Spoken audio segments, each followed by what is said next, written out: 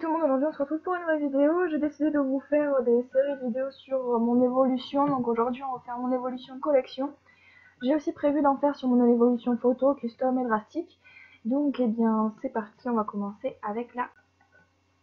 Alors j'ai commencé donc quand j'étais en CM1, j'avais un lit superposé à l'époque et ma chambre était plus petite que celle-là. Du coup j'avais tous mes flèches en bas dans le fameux château des nuages de Barbie et le cheval magique. Ensuite j'ai déménagé pour la maison dans laquelle je suis encore actuellement. Je suis toujours dans la même chambre, d'ailleurs c'est deux chambres dans lesquelles on a enlevé le mur qui les séparait en fait. Du coup ça me fait l'espace de deux chambres, c'est vraiment, voilà, j'avais un super espace pour jouer. D'ailleurs quand j'ai déménagé j'avais environ une trentaine de figurines à cette époque là comme vous pouvez le voir, que j'ai toujours pour la plupart en plus. Et je les avais fait galoper dans toute la chambre. Quand elle était vide je m'étais éclatée, j'en avais les genoux, j'avais des bleus partout sur les jambes mais je m'étais éclatée, bref. Après, voilà, le monde des nuages pour moi c'était de Barbie et le cheval magique que j'ai vendu aussi d'ailleurs. En fait, c'était pour moi le clubhouse en fait. Donc tout en haut, là où il y a les princesses, c'était les dirigeants du centre équestre et du domaine qui faisaient les réunions. Après, en bas, on avait la sellerie et la zone d'obstacle. Dans la carrière que vous voyez en bas à gauche, j'y ai répété toutes mes reprises de galop. C'est une très bonne, d'ailleurs c'est une très bonne solution si vous avez du mal à les apprendre vous aussi. Moi je le faisais avec mes flèches, ça a toujours très bien rentré du coup. Après j'avais fait quelques petites écuries, l'écurie au fond là, je crois qu'elle est encore en vente en magasin. Mon père m'avait fait une écurie en bois là juste derrière le truc du cheval magique. Alors ensuite on a déménagé, enfin non on n'a pas déménagé mais on a juste déménagé mon centre équestre de l'autre côté de la chambre. On avait mis ma tapisserie et en fait mon bureau était passé de l'autre côté. Et comme vous avez pu le voir, il y a eu une multiplication fulgurante de figurines. Je m'étais mis au custom et à peu près en même temps j'ai découvert Model Third Person sur lequel j'ai acheté moult et moult et moult de figurines. Et j'avais fait quelques écuries, d'ailleurs beaucoup. Là, je pense que j'étais pas loin des 100 ou des 200, je ne sais plus. Alors là, du coup, on est à peu près sur le même mode de fonctionnement. C'est-à-dire que j'avais mon écurie à collecta ici. Après, j'avais une écurie, enfin une stabulation que j'ai gardée quand même assez longtemps. J'ai mis toujours la même figurine, les petits poneys que j'avais peut-être peur de perdre, entre guillemets. Après, il y avait la même écurie que mon père m'avait fait. Et au-dessus, j'avais mis tous les chevaux qui avaient déjà les selles dessus, notamment les papots. Après, l'écurie avec le toit vert, c'est resté ma sellerie. La petite écurie, après, je l'avais trouvée en brocante avec la jument Marlon de chez Safari. Et j'avais mis le vent avec la Jeep et la calèche lèche. Ensuite, au-dessus, dans le meuble à côté, oui, mon père m'avait fait un genre de garage. Donc là, j'avais casé tous mes obstacles, les barrières. Et j'y avais mis au-dessus un clubhouse que j'avais fait et que j'ai gardé un petit moment aussi, qui plus tard est devenu une écurie. Et j'avais refait une écurie pour mes étalons. Et à cette époque-là, j'avais vraiment beaucoup acheté sur tout ce qui était eBay. Et je m'étais vraiment mis sur Internet, c'est pour ça que j'en ai eu autant.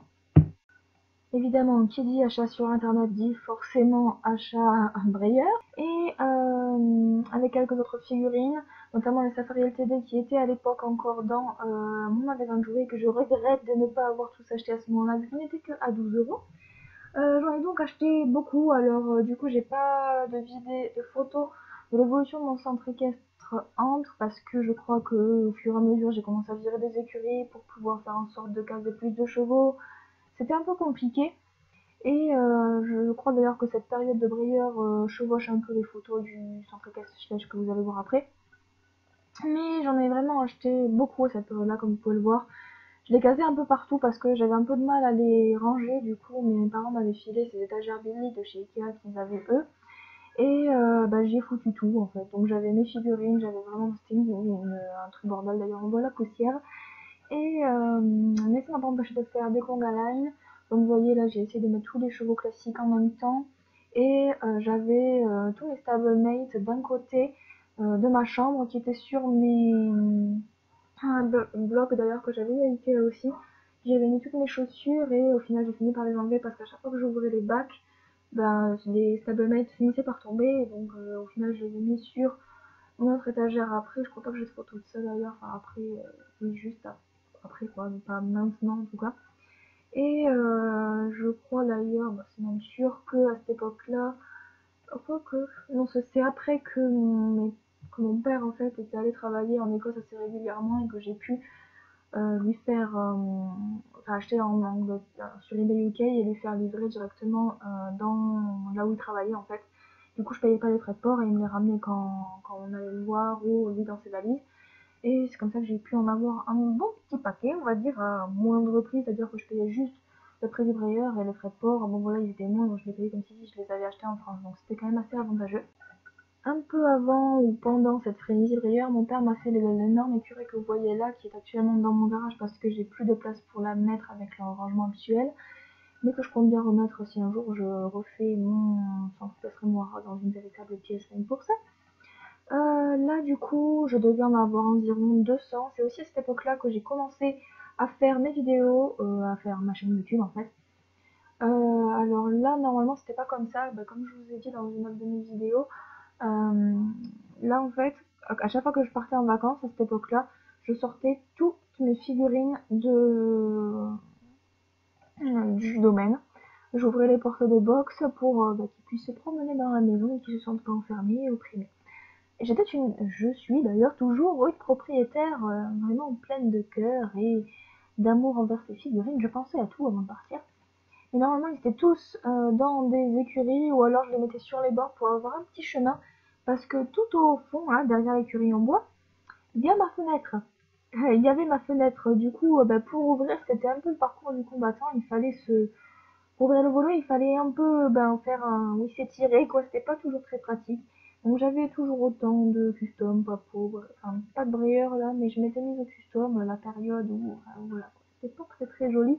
Mais vous verrez ça dans une autre vidéo, ne vous inquiétez pas.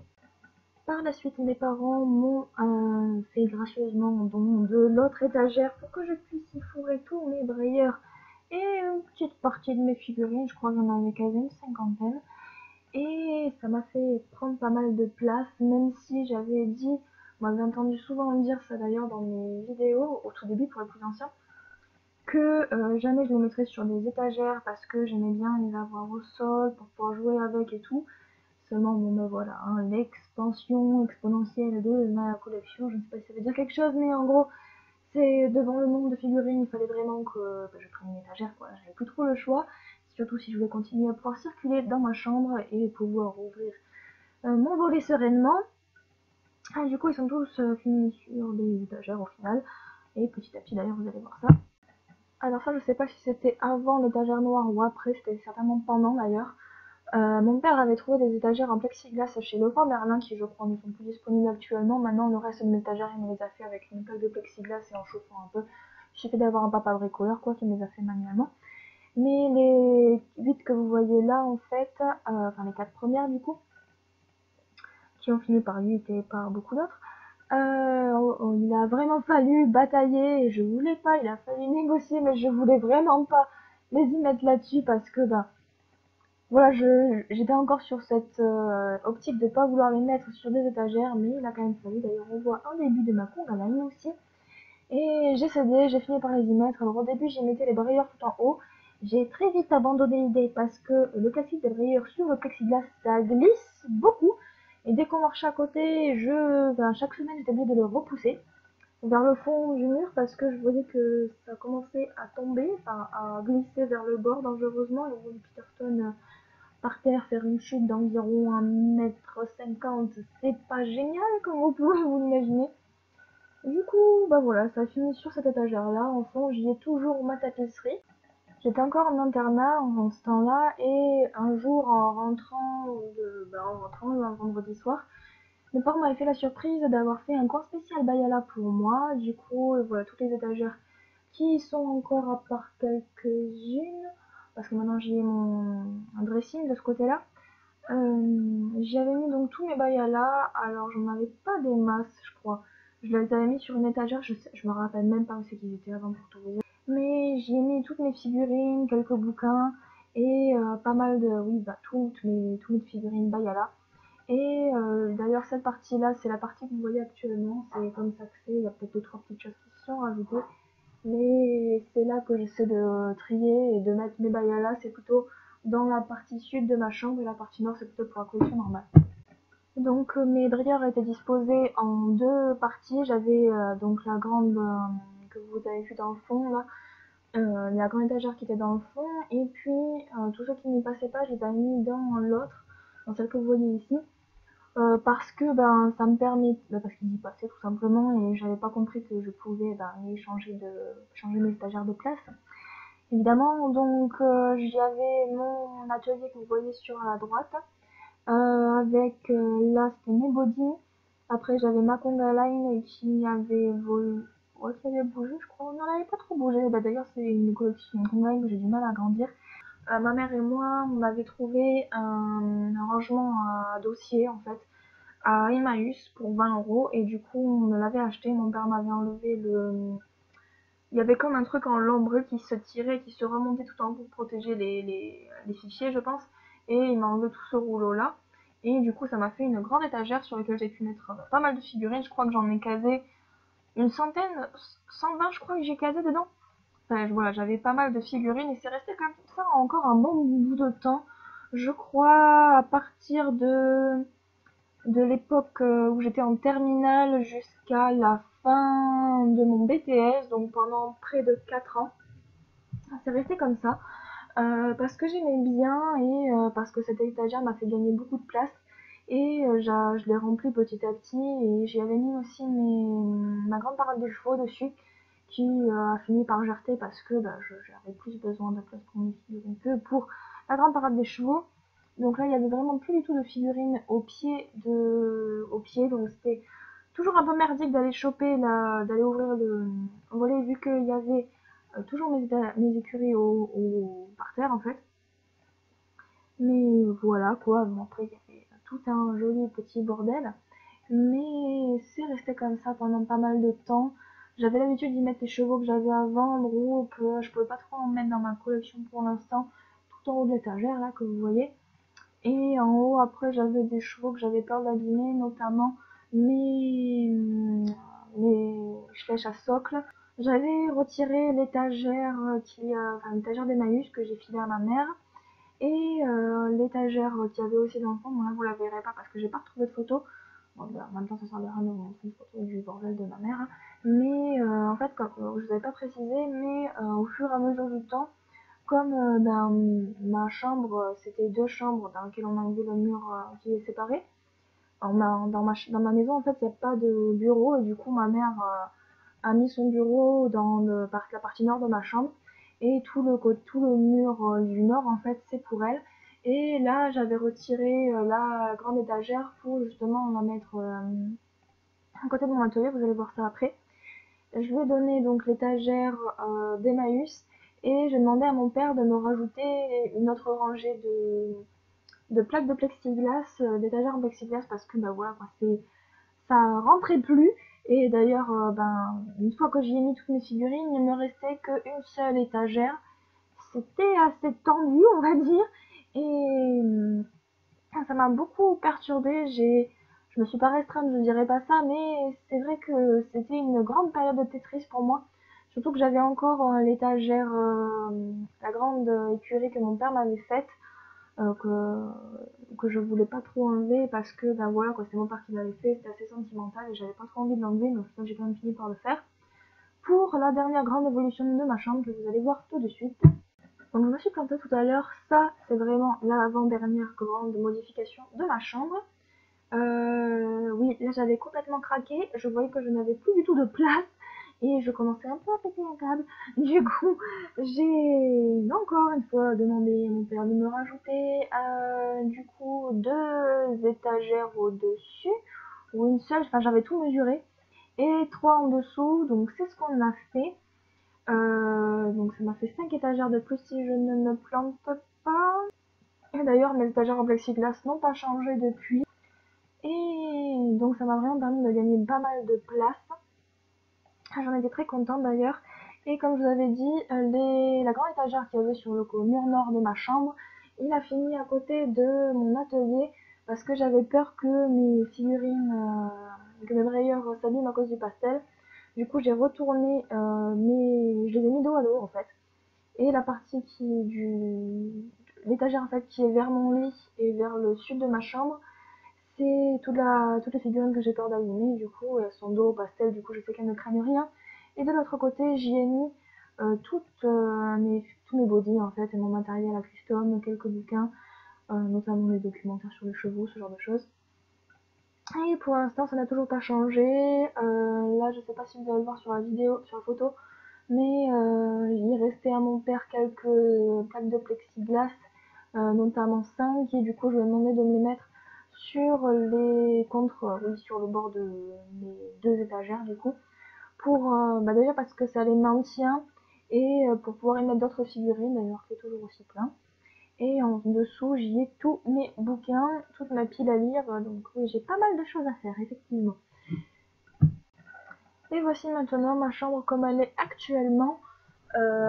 Toujours dans un souci de pouvoir ranger mes brayeurs et mes figurines, j'ai demandé à mon père de me faire de grandes étagères en bois parce que je voulais pas. J'avais peur qu'en mettant des plaques de plexiglas encore jusqu'au sol, j'allais shooter dedans. Bon, mis à part le fait que ça aurait fait extrêmement mal, je pense que toutes mes figurines auraient fini par terre la moitié du temps, donc j'ai préféré avoir une grande étagère comme ça qui m'a fait entièrement de A à Z. Elle m'aura fait, je crois qu'elle aura tenu un an. À peine un an, comme ça, parce que, voilà, quoi, vous me connaissez, vous savez très bien que j'accumule les figurines.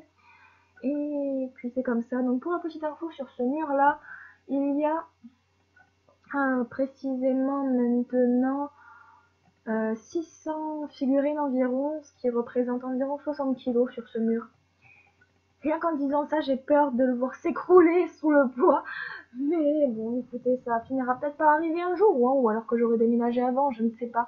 Mais là, il faudrait vraiment que j'essaie de me poser, de trouver du temps pour essayer de ranger, encore une fois, parce que j'en ai vraiment partout.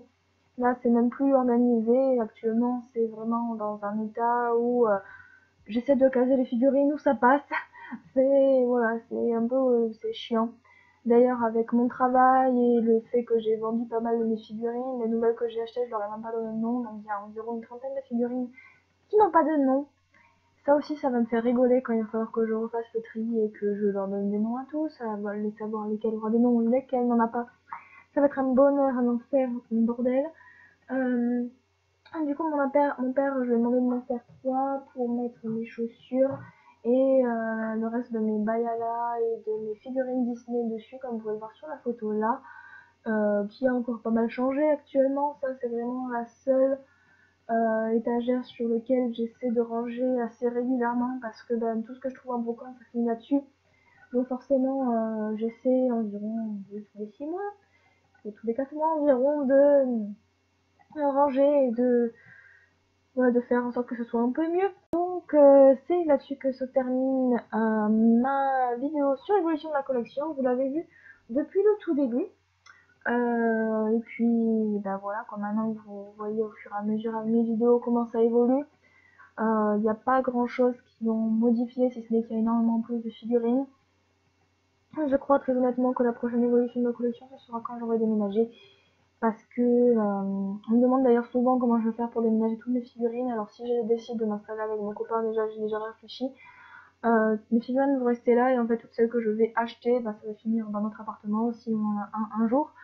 Et puis voilà, quoi, quand j'aurai une maison, voilà, il faudra vraiment que je me base sur, que je prévois d'avoir une chambre en plus pour ma collection. Mais bon, de toute façon, vous le verrez en vidéo. Donc écoutez, j'espère que ça vous a plu. Je suis désolée pour la qualité du micro. Bon, j'essaie de faire en sorte que ça soit bien, mais je suis actuellement dans le projet d'un achat d'un micro. Il faut juste que, voilà, que je trouve un peu plus de les sous, tout simplement, parce que bon, si je veux pas acheter un truc à 10 balles, quoi. Là, je vais vraiment y mettre le prix en espérant que j'ai un bon son, parce que j'ai pas mal de vidéos, de projets de vidéos en voix off, et du coup, il va me falloir forcément un micro un peu plus adapté que celui que j'ai actuellement. Voilà. Bon, écoutez, j'espère que ça vous a plu, puis je vous dis à très bientôt pour une prochaine vidéo. Ciao ciao!